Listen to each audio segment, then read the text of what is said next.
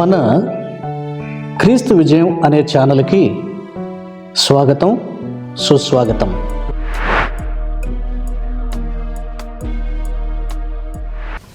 అదేవిధంగా ఆచరించాలి. క్రైస్తవ మతాన్ని తీసుకున్నా అని చెప్పారు, ఆచరిస్తున్నారు. కాదు నేను మళ్ళీ రీకన్వర్ట్ అయ్యాను, మళ్ళీ హిందూ మతంలోకి వచ్చాను అంటే ఆ ఒరిజినల్ ఎస్సీ సర్టిఫికెట్, ఆ కులం ఆమోదించడం, నిజంగా మతం మారిన ఆధారాలు చూపించడం, ఇవన్నీ కూడా కావాలి. సో ఇది చాలా పెద్ద సబ్జెక్టు. దీనికి సంబంధించి ఈరోజు మనతో మాట్లాడడానికి హైకోర్టు ప్రముఖ న్యాయవాది ఉమేష్ చంద్ర ఉన్నారు, and reverend John Babu Maripudi Christian rights AP అధ్యక్షులు ఉన్నారు. అందరికీ నమస్కారం. ముందుగా ఉమేష్ చంద్ర గారు, ఏంటి తీర్పు సారాంశం నక్షల్? మూర్తి గారు, ముందు మీకు అలాగే మిత్రులు జాన్ బాబు గారికి అలాగే టీవీ5 వీక్షకులందరికీ నమస్కారం అండి. సుప్రీంకోర్టు జడ్జిమెంట్లో అది కూడా ఫైనల్ చేసింది, రాజ్యాంగమే ఫైనల్, రాష్ట్ర ప్రభుత్వం ఇచ్చిన ఉత్తర్వులు కాదు అని. రాజ్యాంగానికి లోపడి ఉండాలి ఏం చేసినా. ఎగ్జాక్ట్లీ చూసా 33 పేజీల జడ్జిమెంట్, ఆసాంతం నేను చదివాను మొత్తం సార్, చాలా స్పష్టంగా ఉంది. సో ఈ మీ డిబేట్ తో ఇలాంటి రెట్రాస్పెక్టివ్ అవుతుందంటారా, ఇకపై అంటారా, ఇక ముందు అంటారా, పాత నుంచి వర్తించాలా? ఉద్యోగాలు ఆల్రెడీ ఉద్యోగాలు అనుభవిస్తున్న వాళ్ళు ఆల్రెడీ అంటే లేదు, if somebody complaints they would lose it. ఇప్పుడు గతంలో ఒక నేరం చేసి ఆ నేరం ఇప్పుడు బహిర్గతం అయినప్పుడు ఆ నేరానికి డెఫినెట్ గా ఉంటుంది. Mere ignorance can't be excused. Ignorance of law is not excusable. Yes. Ignorance of fact is excusable. ఇది డెఫినెట్ గా ఇది అందరూ ఫాలో అవ్వాలి. త్రిపుల్ ఆర్ గారికి కూడా నేను థ్యాంక్స్ చెప్తున్నాను, అట్లాగే అడ్వకేట్ గారు ఉమేష్ గారు అనుకుంటారు, వారికి కూడా నేను థ్యాంక్స్ చెప్తున్నాను. ముందుగా మనందరం గుర్తుంచుకోవాల్సిన ముఖ్యమైన విషయం ఏంటంటే మూర్తి గారు, ఇది కేవలం సుప్రీంకోర్టు రీఅఫర్మ్ అంటే ఉన్నటువంటి విషయాన్ని స్పష్టం చేసింది, దర్శిత్ అంతే. ఇదేదో కొత్తగా అమలయ్యింది అంటూ సోషల్ మీడియాలో తెగ ట్రెండ్ అవుతుందండి, దీన్ని నేను ఖండిస్తున్నాను ఫస్ట్ ఆఫ్ ఆల్. ఇకపోతే ఇక్కడ 2 కోణాల్లో ఈ విషయం మీద నేను స్పందించాలనుకుంటున్నాను సార్. నాకు కూడా ఒక 10 minutes టైం ఇవ్వండి ప్లీజ్, మీరే మాట్లాడండి. ఒకటి, ఎస్సీలైనటువంటి వారికి చర్చికి వెళ్తే ఖచ్చితంగా వాళ్ళు ఎస్సీ హోదాని, స్టేటస్ ని కోల్పోవాలి, రిజర్వేషన్లు తీసేయాలి, ఇది న్యాయమే అనేటువంటి కోణంలో మన డిప్యూటీ సభాపతి గారు కూడా మాట్లాడటం జరిగింది. దాదాపుగా ఆయన భావన కూడా అదే. నేను పెద్దలైనటువంటి మీ అందరినీ నేను ఇక్కడ ఈ విషయంలో ప్రశ్నించేది ఏంటంటే, ఎస్టీకి ఎందుకు పోవట్లేదు? ఎస్టీ చర్చికి వెళ్ళినా కూడా రిజర్వేషన్ తీసేయట్లేదు అంటే ఇది వివక్ష కాదా? ఇది అన్యాయం కాదా? ఎస్సీలకు జరుగుతున్న అన్యాయం కాదా ఇది అన్నది ఒక కోణం. న్యాయబద్ధంగా ఏ వ్యక్తి అయినా ఖచ్చితంగా చర్చికి వెళ్తే తన క్యాస్ట్ మారుతుంది అన్నప్పుడు, ఎస్సీ ఎస్టీకి మేము రిజర్వేషన్ ఇస్తున్నాం, వాళ్ళ కుల వివక్ష ఉంది అన్నప్పుడు, వాళ్ళిద్దరూ చర్చికి వెళ్తున్నప్పుడు ఒకరికి ఎందుకు తీసేయాలి, ఒకరిని ఎందుకు ఉంచాలి? సుప్రీంకోర్టు న్యాయమా? సుప్రీంకోర్టు న్యాయమా? మొత్తం 5 మంది ఉమేష్ గారు, జాన్ బాబు గారు కంప్లీట్ జాన్ బాబు గారికి ఉన్న డౌట్లు మొత్తం అడిగితే ఉమేష్ గారు మాట్లాడండి. జాన్ బాబు గారికి ఉన్న అన్ని డౌట్లు అడిగితే తర్వాత ఆన్సర్ చేయడం బెస్ట్. ఎందుకంటే క్రాస్ టాక్ వెళ్తే ఏదో ఓవర్ రైట్ చేసి ఆయన మాట వినట్టు ఉంటుంది, ప్రేక్షకులు కూడా వినాలి కదా. థ్యాంక్ యూ మూర్తి గారు, థ్యాంక్ యూ. నేను రేట్ చేస్తుంది ఏంటంటే, ఇది అన్యాయం కాదా, ఇది అక్రమం కాదా అంటే, ఇద్దరు అన్నదమ్ములు ఒకే ప్లేస్కి వెళ్ళినప్పుడు ఒకడికి నోటి దగ్గర తీసేయటం ఏంటి, ఒక వ్యక్తికి ఉంచడం ఏంటి? ఇది న్యాయసమ్మతం కాదు న్యాయమూర్తులకు కూడా. అంటే నేను తప్పు పట్టట్లేదు, కానీ నేను అంగీకరించలేకపోతున్నాను. లిటిల్ ఏంజల్స్ పిల్లల కోసం ప్రత్యేకంగా ఏర్పాటు చేయబడ్డ ఛానల్, అది కూడా మన ఛానల్. మన క్రీస్తు విజయం సబ్స్క్రైబర్స్ అంతా ఆ ఛానల్ కూడా సబ్స్క్రైబ్ చేయండి. ఆ ఛానల్లో స్పెషల్గా చిల్డ్రన్స్ ప్రోగ్రామ్స్ మాత్రమే ప్రసారం చేయబడతాయి. ముఖ్యంగా ఆ ఛానల్లో ఈ షార్ట్స్ అనేటువంటివి ఉంటాయి, గమనించగలరు. welcome to our channel Little Angels.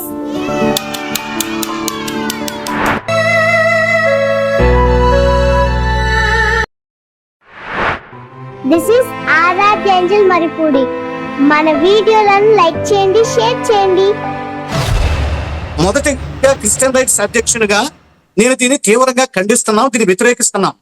ఎందుకనంటే ఇది కొత్తగా వచ్చిన చట్టమేం కాదు. రఘురామకృష్ణరాజు గారు ఇప్పుడేదో కొత్తగా వచ్చేసింది, ఇప్పుడేదో న్యాయం జరిగిపోయింది, పాత ఉద్యోగాలు కూడా వదులుకోవాలి అన్నట్లుగా ఆ భావన వ్యక్తపరుస్తున్నారు. సార్ అది తప్పండి, ఇదేం నేరం కాదు, ఇదేదో వాడు నేరం చేస్తే నేరగాడు శిక్ష అనుభవించాల్సిందే కదా ఎప్పటికైనా తెలిస్తే అన్న భావన కూడా వ్యక్తపరిచారు. ఇది చాలా తప్పు, పెద్దవారు మీరు అలా మాట్లాడకండి. ఇది నేరం అని ఏ చట్టంలో ఉంది? ఎస్సీలుగా ఉండి చర్చికి వెళ్ళినప్పుడు వాళ్ళు ఉద్యోగం పొందితే వాళ్ళ రిజర్వేషన్ ద్వారా కోటాలో వస్తే ఇది నేరం అవుతుంది, చర్చికి వెళ్తున్నారు కనుక ఎక్కడైనా జీవం ఉందా? ఆ జీవోను వాళ్ళు అతిక్రమించారా? అతిక్రమిస్తే అప్పటి చట్టాలు ఏం చేసినాయి? ఇప్పుడు ఎందుకు ఉద్యోగాలు పీకాలని మీరు రికమెండ్ చేస్తున్నారు ఇండైరెక్ట్ గా. దీన్ని నేను తీవ్రంగా ఖండిస్తున్నాను కృష్ణరాజు గారిని. ఇకపోతే ఇంకొక విషయం ఏంటంటే ఎస్టీలకి ఎందుకు కొనసాగిస్తున్నారు, ఎందుకు కొనసాగించాలి, ఇది వివక్ష కాదా? ఒక విషయం అండి. కనుక టోటల్ గా నేనేమంటానంటే ఎస్సీలైనటువంటి నా జాతికి, ఎస్సీలైనటువంటి మా సోదరులకు ఇది ఒక విధంగా పెద్ద షాక్ లాంటిది అన్న భావన ప్రజల్లో కలిగించడానికి కొత్తగా ఇదేదో ఒక చట్టం వచ్చిందని క్రైస్తవ్యం మీద ప్రతీకారం తీర్చుకోవడానికి కొంతమంది ఈ అవకాశాన్ని వాడుకొని సోషల్ మీడియాలో రచ్చరచ్చ చేస్తున్నారండి. ఈ రోజు సోషల్ మీడియా ఏ ఛానల్కి వెళ్ళినా ఇదే అంశం మీద ఆ ఎస్సీలు చర్చికి వెళితే వాళ్ళ రిజర్వేషన్ ఖతం, ఇక వాళ్ళ రిజర్వేషన్ పోయినట్టే, ఇంకా చర్చికి వెళ్ళడానికి వీల్లేదు అంటూ భయప్రాంతులకు గురి చేసి ఒక వాతావరణాన్ని ఆంధ్రప్రదేశ్ లో, తెలుగు రాష్ట్రాల్లో క్రియేట్ చేస్తున్నారు. ఇది చాలా విచారకరమైన విషయం. సో కనుక నేను సూటిగా అడుగుతుంది ఏంటంటే ఇది ఒక కేసు గురించి క్లియర్ చేసింది సుప్రీంకోర్టు అంతే, కానీ ఇదేదో ఒక ఆర్డర్గా ఇవ్వలేదు. అది కూడా ఏంటి, ఒక పాస్టర్ గారు హైకోర్టుకి వెళ్ళాడు, తనను దూషించారు గనక, కులం పెట్టి అవమానించారు గనక ఆ నేపథ్యంలో ఆంధ్రప్రదేశ్ హైకోర్టుకి వెళ్ళినప్పుడు హైకోర్టు ఏం చెప్పింది, అరే బాబు ఎస్సీ ఎస్టీ అట్రాసిటీ కేసుకి నువ్వు ఎలిజిబుల్ కాదు, నువ్వు పాస్టర్ అయ్యావు కదా అన్నటువంటి తీర్పునిచ్చింది. దాన్ని సవాలు చేస్తూ ఆయన సుప్రీంకోర్టుకి వెళ్ళాడు. టోటల్ గా ఈ రోజు సుప్రీంకోర్టు ఏం చెప్పింది, రీఅఫర్మ్ చేసింది. అంటే ఏంటి, జస్ట్ ఉన్నటువంటి చట్టాన్ని గుర్తు చేసింది. అది ఆ వ్యక్తికి మాత్రమే వర్తించే విధంగా ముఖ్యంగా చూడాలి మనం. అంతేగాని ఇప్పుడు ఇదేదో కొత్త చట్టం వచ్చేసింది, కొత్తగా ఇలా కలిగించేస్తున్నారు, కొత్త చట్టాలు వచ్చేసినాయి అంటూ ఆ ఒక లేనిపోని ఒక రూమర్ తెస్తూ ఒక న్యాయస్థానం మీద దళితులకు బాధ కలిగేటట్లుగా, అయ్యో మాకు అన్యాయం చేసిందా, న్యాయమూర్తులు మాకు అన్యాయం చేశారా, సుప్రీంకోర్టు మాకు అన్యాయం చేసిందా అని బాధపడేలాగున లేనిపోని రూమర్స్ సృష్టిస్తున్నారండి. వీటిని మేము క్రిస్టియన్ రైట్స్ ఆర్గనైజేషన్ నుండి ఖండిస్తున్నాం. ఇది ఒక వ్యక్తికి సంబంధించిన కేసుగానే మేము చూస్తున్నాం, ఇది సమాజానికి అంతటికీ వర్తించేలాగా మేము చూడలేదు. అది దట్స్ క్లియర్. ఇకపోతే ఇక్కడ నేను ఒక రెండో కోణంలో చెప్పాల్సింది ఏంటంటే, నేను ఒక దైవ సేవకుడిని, ఒక పాస్టర్ గారిని. ఇందాక రఘురామకృష్ణదాస్ గారు మాట్లాడిన భావనతో నేను కూడా ఇక్కడ ఏకీభవిస్తా ఈ విషయంలో. ఏంటి, నిజాయితీగా ఉండాలండి. మరి వాళ్ళు క్రైస్తవులు అయినప్పుడు నేను క్రైస్తవులను చెప్పుకోవటానికి ఏంటి అన్నటువంటి దాంతో నేను ఏకీభవిస్తా. నేను ఇట్లాంటి తీర్పు ఒకవేళ భవిష్యత్తులో అందరికీ వచ్చినా ఒక విధంగా నేను యాక్సెప్ట్ చేస్తా దైవ సేవకునిగా. క్రిస్టియన్ రైట్స్ అధ్యక్షునిగా దీన్ని మేము వ్యతిరేకిస్తున్నాం, మేము అంగీకరించలేం. అయినా కోర్టును మేము గౌరవిస్తాం, కోర్టులు ఇచ్చే తీర్పును ఖచ్చితంగా తలవొగ్గుతాం. బట్ అదే సమయంలో సేవకునిగా నేను చెప్పేది ఏంటంటే, నిజంగానే బిబిలికల్ గా మాకు దేవుడే ఎక్కువ, మేము సత్యంగానే జీవించాలి. ఒకవేళ ఖచ్చితంగా మీరు చర్చికి వెళ్తే రిజర్వేషన్ పోవాలి అని మీరు అంటే, ఒకవేళ చట్టమే వస్తే ఖచ్చితంగా దాన్ని సంతోషంగా మేము అంగీకరిస్తాం. ఎందుకంటే మా దేవుడు మాకు గొప్ప, రిజర్వేషన్ మాకు తృణప్రాయం. ఫర్ సపోజ్ నా కుటుంబంలోనే జరిగింది. నేను ఒక బీసీసీ, నా తండ్రి కాలంలోనే నన్ను బీసీసీగా ఆయన రాశారు. నా పిల్లల్ని ఎస్టీలుగా రాస్తామన్నారు స్కూల్లో, వద్దని చెప్పాను. చక్కగా చదువుకున్నారు, జనరల్ కోటాలో గొప్ప జాబ్స్ వచ్చినాయి, కాలేజీ టాపర్స్ వాళ్ళు. దేవుడు దీవించాడు. ఖచ్చితంగా విశ్వాసంగా నమ్మకంగా జీవించినప్పుడు ఖచ్చితంగా మేలు జరుగుతుంది. ఒక దైవ సేవకునిగా నేను దీన్ని ఆహ్వానిస్తున్నాను. నిజంగానే నిజమైన క్రైస్తవులు ఎవరో తేలడానికి ఒక విధంగా బిబిలికల్ గా చెప్పాలంటే ఒక పరీక్ష లాంటిది. భారతదేశంలో క్రైస్తవ సమాజానికి ఒక పరీక్ష లాంటిది. ఒకవేళ మీరు హిందుత్వం ఎస్సీగా ఉంటే దగ్గరికి మీరు అర్హులు అంటే మాకు అక్కర్లేదు, మాకు క్రీస్తే కావాలన్న వాడు బయటకు వచ్చేస్తారు. ఏమండి మేము మొత్తుకుంటున్నాం, కొంతమంది మాకు ఫోన్లు చెప్తున్నారు, అయ్యా మేము బీసీసీలుగా మాకు సర్టిఫికేట్ కావాలని తిరుగుతుంటే మాకు ఇవ్వట్లేదండి, ఓసీలుగా ఉన్నారు. వాళ్ళు కూడా మాకు బీసీలు కావాలి, మేము క్రిస్టియన్స్ వచ్చి చెప్పుకుంటామంటే వాళ్ళు అవకాశం ఇవ్వట్లేదు, ఎంఆర్ఓలకు మాకు తెలియట్లేదు, ఎక్కడికి వెళ్ళాలో మాకు తెలియట్లేదు అంటున్నారు. సో కనుక మూర్తి గారు ఈ విషయంలో ఒక విధంగా అన్యాయం జరిగింది, ఒక విధంగా దైవికంగానైతే వాస్తవమే రావచ్చు, రానివ్వండి, ఇట్లాంటివి ఎన్ని వచ్చినా మేము నిలబడతాము క్రీస్తు కోసం, ఖచ్చితంగా ధైర్యంగా దేన్నైనా వదిలిపోవడం సిద్ధమే.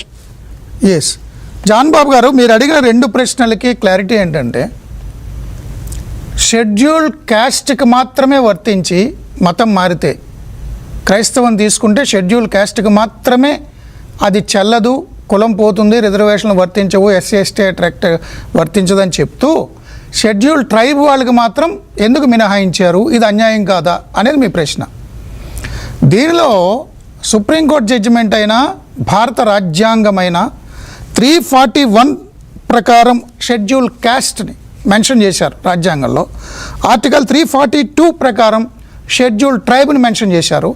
ఎవరు షెడ్యూల్ క్యాస్ట్, ఎవరు షెడ్యూల్ ట్రైబ్ అనే డీటెయిల్స్ 1950లో రాష్ట్రపతి ఉత్తర్వుల ద్వారా ఇచ్చారు. దీనికోసం సుప్రీంకోర్టు చట్టాలు, రాజ్యాంగము, తీర్పులను బట్టి ఏమైందంటే సార్, మతము అనేది నమ్మకం, విశ్వాసం, ఫెయిత్, ప్రొఫెస్ చేయడము, మతాన్ని ఆచరించడము, అనుసరించడము, అది మీ నమ్మకం. షెడ్యూల్ ట్రైబ్ అంటే షెడ్యూల్ క్యాస్ట్లోనే కులము అనే పదం ఉంది, షెడ్యూల్ క్యాస్ట్. షెడ్యూల్ ట్రైబ్ అనేది తెగ యొక్క జీవన విధానం, అది నమ్మకానికి సంబంధం లేదు. ఇది రాజ్యాంగము, కోర్టులు చెప్పాయి. అంటే సపోజ్ ఇప్పుడు భారత హిందూ మతంలో కుల వ్యవస్థ ఉంది కాబట్టి నిచ్చెన మెట్ల సమాజంలో అణచివేతకు గురైన దిగువ వర్గాలకి సంబంధించిన కులాల్ని మీరు చులకనగా చూడడము, ఇబ్బంది పెట్టడము, వివక్షకు గురి చేయడము జరుగుతుంది కాబట్టి ఆ కులాలకు అప్లిఫ్ట్మెంట్ కోసం రక్షణ కల్పించారు. వాళ్ళు మతం మారితే, కులం లేని మతంలోకి మారితే ఆ కులం వల్ల వచ్చిన కుదరదని చెప్పింది. షెడ్యూల్ ట్రైబ్ ఉందనుకోండి, షెడ్యూల్ ట్రైబ్ అనేది వాళ్ళ తెగల జీవన ఒక్క నిమిషం రాజ్యాంగంలో నేను మీకు చెప్తున్నా. షెడ్యూల్ ట్రైబ్ అనేది నమ్మకం కాదు, ఒక్క నిమిషం పూర్తి చేయనివ్వండి. తెగల జీవన విధానం నమ్మకంతో సంబంధం లే. మతం మారినంతలో అతని జీవన విధానం మారదు. అతను గిరిజన సంస్కృతి, పోడి వ్యవసాయం చేసుకోవడము, లేదంటే ఇప్ప పువ్వులకి సంబంధించిన వ్యవస్థ ఇది మారదు. కాబట్టి భారత రాజ్యాంగం కాదు సార్, ఒకటి వినండి జాన్ బాబు గారు, జాన్ బాబు గారు నా మాట పూర్తిగా వినండి. కాదు సార్, మీరు అడిగిన ప్రశ్నకి నేను ఆన్సర్ చేస్తున్నా. నా ఇంట్రడక్షన్ రిమార్క్స్ లోనే జాన్ గారు ఒక మాట వింటారు. జాన్ గారు లెట్ మీ కంప్లీట్.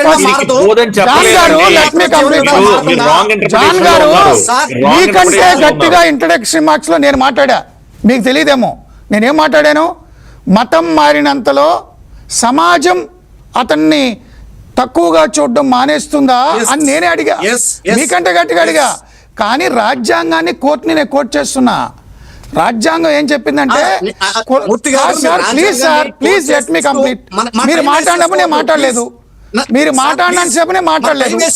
ఎందుకంటే వినండి సార్, మీరు మాట్లాడినప్పుడు నేను ఉమేష్ని ఎందుకు ఆగమన్నా, క్రాస్ టాక్ వెళ్తే మీ వాయిస్ మాట్లాడుతున్నాను నేను. మీరు మాట్లాడిందా నన్ను వివరణ కూడా ఇవ్వనివ్వట్లేదు. మీరు నా వివరణ ఇవ్వండి, మళ్ళీ మీరు మాట్లాడతారు. కానీ 10:30 వరకు వెళ్దాం కావాలంటే నా వివరణ వినివ్వండి.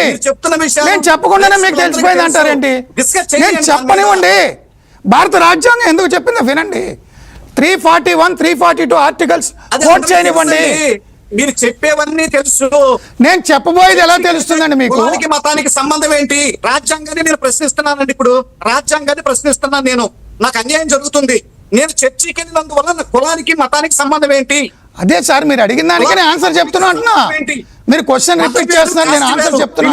క్యాస్ట్ వేరు, ఇది అన్యాయం కదా సార్? మీరు అడిగిన క్వశ్చన్ కి ఆన్సర్ చెప్తున్నా, మీరు క్వశ్చన్ మళ్ళీ అదే రిపీట్ చేస్తున్నారు. రాజ్యాంగంలో కూడా అన్యాయంగానే ఉన్నాయి, మాకు మనందరికి తెలిసిందే. మీరు కోట్ చేయక్కర్లేదు, టైం వేస్ట్ చేయక్కర్లేదు మనకి. మీరు అదే మళ్ళీ టైం వేస్ట్ చేస్తారు కదా క్వశ్చన్ అడిగి. సూటిగా ఒకటి అడుగుతున్నాను సార్, ప్లీజ్ సూటిగా ఒకటి అడుగుతున్నాను. నేను మతానికి కులానికి సంబంధం ఏంటి? ఎస్టీ చర్చిలోకి వెళితే జీవన విధానం మారదా? ఎస్సీ చర్చిలోకి వెళ్తే జీవన విధానం మారిపోతుందా? అదే నేను చెప్తున్నాను సార్. మీరు అడిగిన ప్రశ్న ఆన్సర్ చేయనివ్వట్లా. మీరు అడిగిన ప్రశ్నను ఆన్సర్ చేయనివ్వట్లా. స్ట్రైట్ గా ఆన్సర్ చేయండి సార్ స్ట్రైట్ గా ఆన్సర్ అంటే నా అభిప్రాయం కాదు, రాజ్యాంగము కోర్టులు చెప్తున్నా అంటున్నా. మీరు నన్ను చెప్పనివ్వట్లా. నా అభిప్రాయం కాదు, రాజ్యాంగము కోర్టులు చెప్పింది ఏంటంటే ఎస్సీ అనేది షెడ్యూల్ క్యాస్ట్, ఆర్టికల్ 341 కులము. భారతదేశంలో హిందూ మతంలో, సిక్కు మతంలో, బుద్ధ మతంలో కులాలు ఉన్నాయి. కాబట్టి కులాల ప్రకారం నిచ్చెన మెట్ల సమాజంలో వాళ్ళకి అన్యాయం జరుగుతుంది. ఈ కులం లేని మీరు మతంలోకి వెళ్తే కులం ఆధారంగా చర్చిలో మిమ్మల్ని వెనకాల కూర్చోబెట్టడం, మిగిలిన వాళ్ళని ముందు కూర్చోబెట్టాలు ఉండవు. అదే గుడికి వెళ్తే మిమ్మల్ని రానివ్వరు. ఈ ఆధారంగా జరిగింది అది. బట్ షెడ్యూల్ ట్రైబ్ తెగల జీవన విధానం చూస్తే గుడి ఆధారంగా చెట్టుని కౌగులించుకోవచ్చా, కౌగులించుకోకూడదా, చెట్టుకి మనం మొక్కచ్చా, మొక్కకూడదా అనేది ఉండదు. తెగల జీవన విధానం వేరు, కులం వేరని రాజ్యాంగం చెప్పింది మాత్రమే నేను మీకు కోట్ చేస్తున్నా. నెంబర్ 2, రఘురామకృష్ణరాజు గారు అన్నారు, ఆయన ఈ ఎస్సీ హక్కులన్నీ వాడుకుంటున్నారు, మతం మారినా కూడా అది నేరం అవుతుందని అన్నారు. ఎలా నేరం అవుతుందని మీరు అడిగారు. రఘురామకృష్ణరాజు గారు అనేక డిబేట్లో నాతో మాట్లాడింది, ఆ కేసులు ఎదుర్కొన్నప్పుడు చెప్పింది ఏంటంటే, చట్టము ఎస్సీలకి, షెడ్యూల్ క్యాస్ట్ వారికి మాత్రం ఇచ్చినటువంటి వసతుల్ని, రక్షణల్ని కాని వ్యక్తులు రాంగ్ క్లెయిమ్ చేసుకుని ఆ లబ్ధి పొందుతుంటే అసలైన వాడికి అది చేరదు, కాబట్టి అది నేరము. అది ఆయన ఉద్దేశం. చిన్న బ్రేక్ తర్వాత మాట్లాడుతాం. మారిపోతే ఇవన్నీ ఉన్నాయండి, వాళ్ళ వృత్తి మారిపోతుందా, రైతు చూడడం దృష్టి మారిపోతుందా? ఎస్ జాన్ బాబు గారు ప్లీజ్ కంక్లూడ్ చేయండి. నా అభిప్రాయం, మూర్తి గారు, ఇక్కడ నా అభిప్రాయం ఏంటంటే ఎస్సీలకి తీసేస్తున్నారు గనక ఎస్టీలకు కూడా తీసేయండి అన్నది కాదండి. అంటే దీని వెనక ఏదో కుట్ర ఉంది అని నేను భావించాను. రాజ్యాంగం అంబేద్కర్ రాసింది సార్, అది ఆయన ఎందుకు కుట్ర పడతాడు?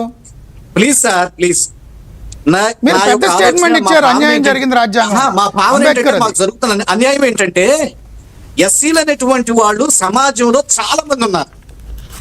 అందువల్ల వీళ్ళని గుప్పిట్లో పెట్టుకోవడానికి వీళ్ళు ఎప్పుడు మా చెప్పు చేతుల్లోనే ఉండాలి, మా కాళ్ళ కిందే ఉండాలి, మా దగ్గరే పని చెయ్యాలి, వీళ్ళు క్రైస్తవ్యంలోకి వెళ్ళకూడదు, క్రైస్తవ్యంలోకి వెళ్ళి వీళ్ళు మమ్మల్ని లెక్క చేయరు అన్న కుట్ర కోణం దీంట్లో ఏమైనా ఉందా అని మేము సందేహించాల్సి వస్తుంది.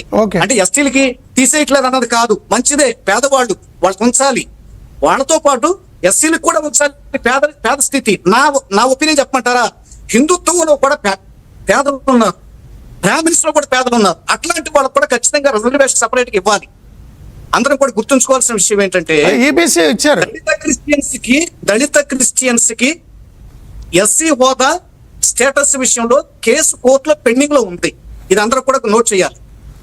మరొక విషయం ఏంటంటే ఇక్కడ మేము క్రైస్తవునిగా గర్విస్తున్నాం, భారతీయ క్రైస్తవునిగా నేను గర్విస్తున్నా. ఏంటంటే నా కోర్టులో వచ్చిన తీర్పును బట్టి హిందుత్వంలో అసమానతలు ఉన్నాయి, కుల వివక్ష ఉంది, అంటరాంతనం ఉంది, క్రైస్తవ్యంలో లేదు.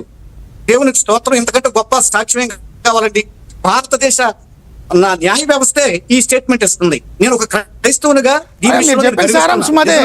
క్రైస్తవంలో మారినంతలో కులం మారిపోతుంది. అవును, మీరు చర్చిలోకి వస్తే వాళ్ళని వెనక బెంచ్లో కూర్చోబెట్టరు, లేకపోతే చర్చిలోకి ఎంట్రీ ఇవ్వనంటారు కదా.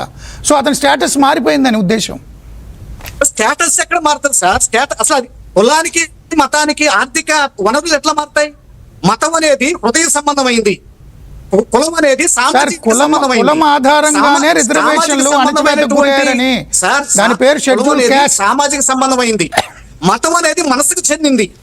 మతం మారినంత మాత్రాన అతడి ఆర్థిక వనరులే మారవు. మీరు చెప్పినట్టుగానే మూర్తి గారు, అతను ఎస్సీ అయినా కుల వివక్ష అంటే ఇప్పుడు దేవాలయాల్లోకి, హిందూ దేవాలయాల్లోకి వాళ్ళని ఎలా చేయలేదండి, అది వివక్ష. చర్చిలోకి వచ్చాడు, మీరు ఎలా చేస్తున్నారు కదా, అదే అనేది. అక్కడ వివక్ష ఉండదు, వివక్ష ఉండదు కాబట్టి కులం ఆధారంగా మీకు అది ఉండదు అని రాజ్యాంగం కోర్టు చెప్పింది. ఆర్థికంగా మార్పు ఏం లేదు కదా, ఆర్థికంగా మార్పు లేదు. మీ అందరికి కూడా ప్రభు పేరిట వందనాలు తెలియజేస్తున్నాను. Thank you to all.